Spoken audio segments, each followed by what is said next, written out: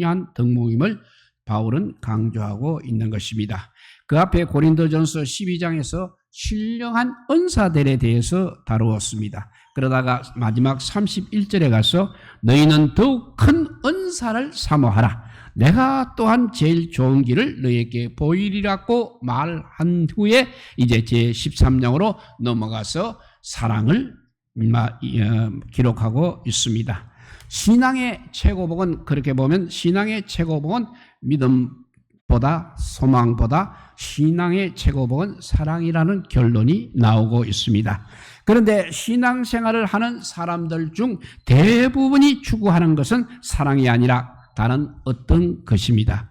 은사라든지 능력, 또 믿음, 축복, 기적, 신유 등 이런 것들은 우리 신앙인들이 사모하며 추구하고 있는 것입니다.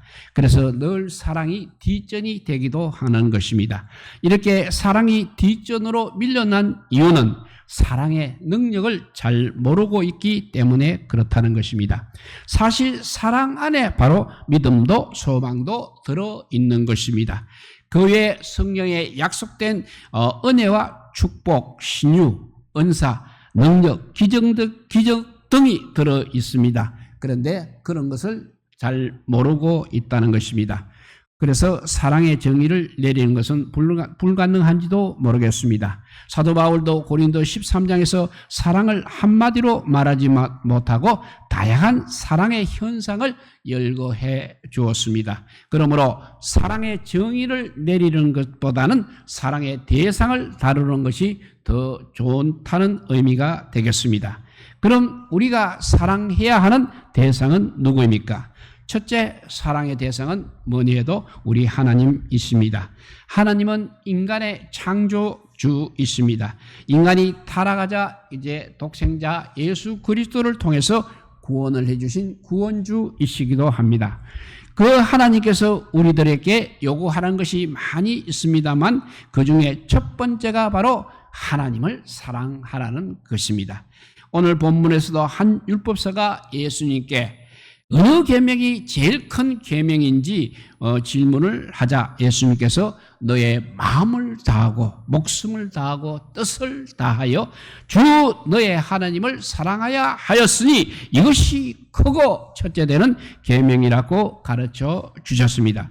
그럼 우리가 하나님을 사랑하는 것은 무엇입니까? 단지 하나님을 향한 항상 단지 하나님을 향한 좋은 마음을 갖는 것이 사랑인 것입니까? 그렇지는 않을 것입니다. 성경에서는 하나님을 사랑하는 구체적인 방법을 가르쳐주고 있습니다. 첫째, 계명을 지키는 것이 바로 하나님을 사랑하는 것입니다. 요한복음 14장 21절 말씀입니다. 나의 계명을 가지고 지키는 자라야 나를 사랑하는 자라고 말씀하셨습니다. 주님을 사랑한다고 하면서 주님의 계명을 무시하고 있다면 어찌 주님을 사랑한다고 말할 수 있겠습니까? 여기서 말하는 계명은 두 가지로 나누어서 말씀드릴 수 있습니다. 첫째는 성경 말씀이 계명입니다. 우리는 주님을 사랑하기 때문에 주님의 법인 성경 말씀을 따라 살아야 합니다. 그러기 위해서는 우리가 성경을 꼭 알아야 하는 것입니다. 그래서 날마다 성경을 읽고 암송하고 묵상하고 공부를 해야 하는 것입니다. 이렇게 계명 첫째는 성경 말씀, 두 번째는 지금 우리 안에 계시며 우리 곁에서 우리를 인도하고 계시는 성령의 음성에 우리가 순종하는 것이 계명입니다. 성령은 하나님이십니다. 그리고 지금도 우리에게 예수 그리스도와 그분의 진리에 대해서 항상 가르쳐주고 계시는 분이십니다. 그러므로 성령의 음성에 우리가 귀를 기울여야 하며 성령의 감동에 순종해서 항상 움직여야 하는 것입니다. 이렇게 계명을 지키는 것이 하나님을 사랑하는 것이라 했습니다. 하나님을 사랑하는 데는 성경 말씀이고 다음에 성령의 음성에 순종하는 것 두 가지가 있다고 했습니다. 두 번째, 하나님을 사랑하는 것은 형제를 사랑하는 것이 바로 하나님을 사랑하는 것입니다. 요한 1서 4장 20절 말씀입니다. 누구든지 하나님을 사랑하노라 하고 그 형제를 미워하면 이는 거짓말을 하는 자니 보는 바 그 형제를 사랑하지 아니하는 자가 보지 못하는 바 하나님을 사랑할 수 없느니라고 말씀하고 있습니다. 우리 형제들은 다 하나님의 형상들입니다. 그래서 하나님이 거하는 하나님의 성전이 우리 형제들인 것입니다. 우리 형제 자매들은 주님의 신부이며 하나님의 자녀인 것입니다. 어떤 사람이 우리를 사랑한다고 하면서 저를 사랑한다고 하면서 제 아내를 괴롭히고 제 자녀를 괴롭힌다면 그 사람의 사랑은 결코 올바른 사랑이라 할 수 없는 것입니다. 마찬가지로 하나님을 사랑하는 사람들은 하나님의 자녀요, 하나님 예수 그리스도의 신부인 형제 자매를 우리가 사랑해야 하는 것입니다. 이렇게 계명을 지키는 것이 하나님을 사랑하는 것이고 형제를 사랑하는 것이 하나님을 사랑하는 것이라 했고, 세 번째는 하나님을 향한 수고를 아끼지 않는 것이 바로 하나님을 사랑하는 것입니다. 창세기에 보면 야곱이 외삼촌 라반의 집에 가서 그의 딸 라헬을 얻기 위해 7년을 노동하고 있습니다. 그런데 그가 그렇게 라헬을 사랑했기 때문에 7년을 수일처럼 여겼다고 했습니다. 야곱이 그렇게 할 수 있었던 것은 바로 라헬을 사랑했기 때문인 것입니다. 성도들이 교회에서 말없이 봉사를 하고 있습니다. 어떤 사람은 힘에 지나도록 수고를 하고 있습니다. 목사님이 상을 주고 싶은 생각이 들 만큼 수고하는 사람들이 있는 것입니다. 아무런 대가도 없이 기쁨으로 수고하고 있습니다. 그렇게 하는 이유가 무엇이겠습니까? 사랑인 것입니다. 주님을 너무나 사랑하기 때문에 주님의 일에, 주님의 교회에 대해서 이렇게 수고를 아끼지 않는 것입니다. 이렇게 하나님을 향한 수고를 아끼지 않는 것이 하나님을 사랑하는 것이라고 했습니다. 네 번째는 하나님을 위하여 모든 것을 포기하는 것이 또한 하나님을 사랑하는 것입니다. 신앙생활을 하는 모습을 보면서 너무나 많은 희생을 한다고 생각하는 분들이 계십니다.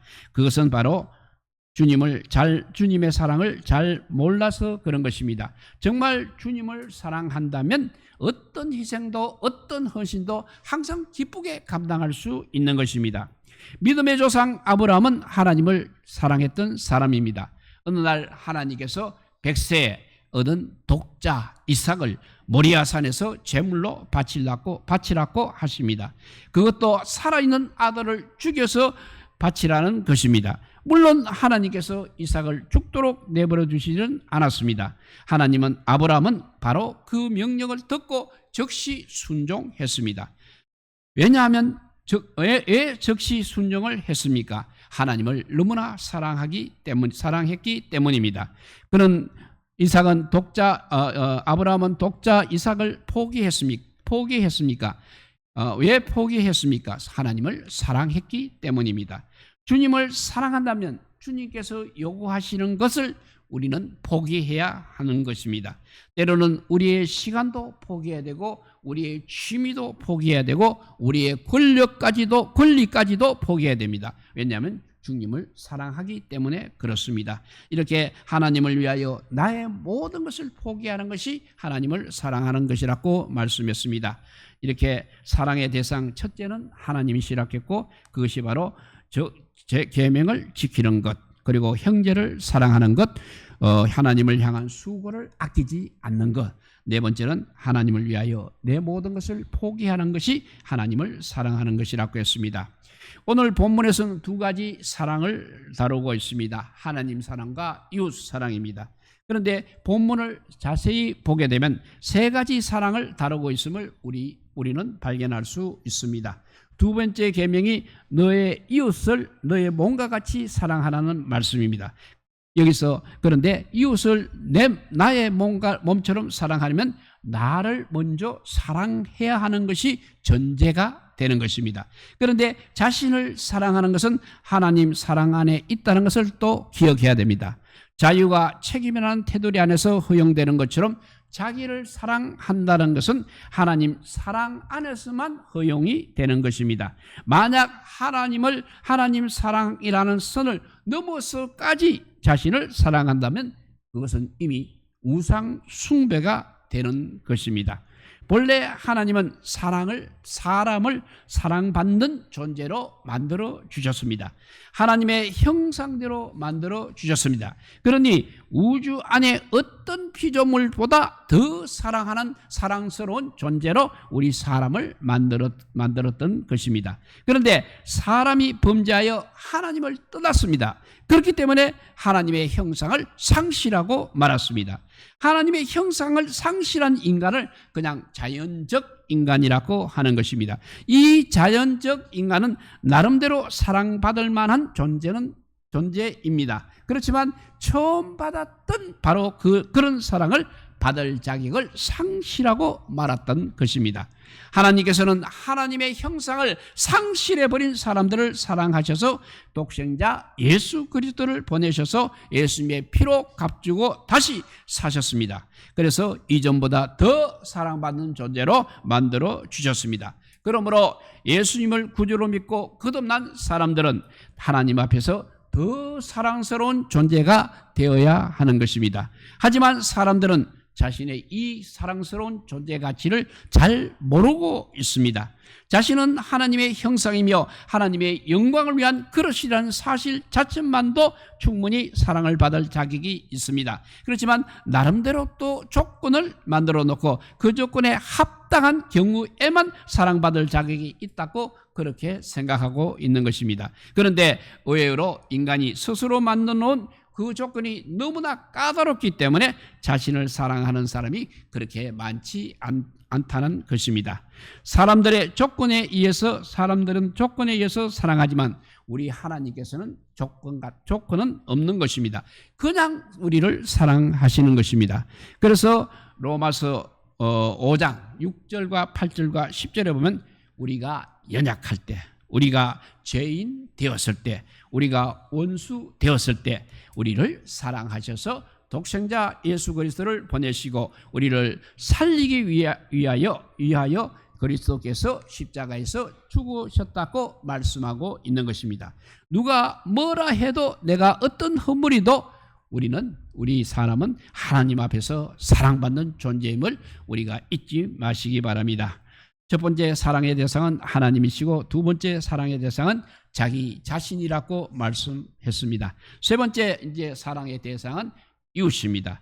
이웃이 누구입니까? 자기를 제외한 모든 사람이 다 이웃인 것입니다. 형제, 자매는 물론이고 친척, 주변의 사람들, 그리고 심지어 자기 배우자까지도 이웃인 것입니다. 이웃을 사랑하는 수준은 그러면 어느 정도 되어야 하는 것입니까? 자기 자신의 몸과 같이 사랑하는 것입니다. 그러니까 자기처럼 사랑해야 한다는 것입니다. 그럼 구체적으로 어떻게 사랑을 실천할 수 있는 것입니까? 가장 좋은 길은 바로 복음을 전하는 것입니다. 세상에 있는 많은 사람들에게 지금 가장 필요한 것은 복음인 것입니다. 왜냐하면 복음만이 세상 사람들을 영원한 지옥에 떨어지지 않고 영원한 천국으로 갈 수 있게 하기 때문인 것입니다. 그리고 그것 중에서 중보 기도도 좋은 사랑의 방법이 되겠습니다. 다른 사람을 위해 우리가 기도한다는 것은 결코 시간 낭비가 아닌 것입니다. 하나님께서는 중보 기도를 통해서 놀라운 일을 이루어 나가시는 분이십니다. 이웃사랑은 우리 교회 안에서 더 강력하게 실천되어야 하는 것입니다. 성도가 서로 사랑하는 모습은 성도들의 아버지가 되시는 우리 하나님께서 굉장히 기뻐하시는 일입니다. 그런데 교회 안에서 사소한 일들로 인하여 마귀에게 사랑을 빼앗기는 경우가 너무나 흔하고 있습니다. 그 사소한 일 몇 가지를 말씀을 드리는데 주의하셔서 충만한 사랑으로 우리는 앞으로 교회 생활을 하시기 바랍니다. 교회에는 정말 다양한 사람들이 모이고 있습니다. 나 외모가 다르듯이 또 사고와 가치관이 다른 것입니다. 문화 역시 다른 것입니다. 반말을 싫어하는 사람도 있고 친해지면 또 반말을 하고 싶어하는 사람도 있습니다. 그 외에도 다른 점이 많다는 것을 우리가 항상 기억해야 하겠습니다. 교회 안은 이렇게 여러 종류의 사람들이 모이다 보니 충돌이 항상 있을 수 있는 것입니다. 이때 사람 때문에 우리 믿음이 흔들리는 일이 없도록 항상 주의를 해야 합니다. 그 사람 때문에 내 믿음이 흔들리면 나만 손해를 보는 것입니다.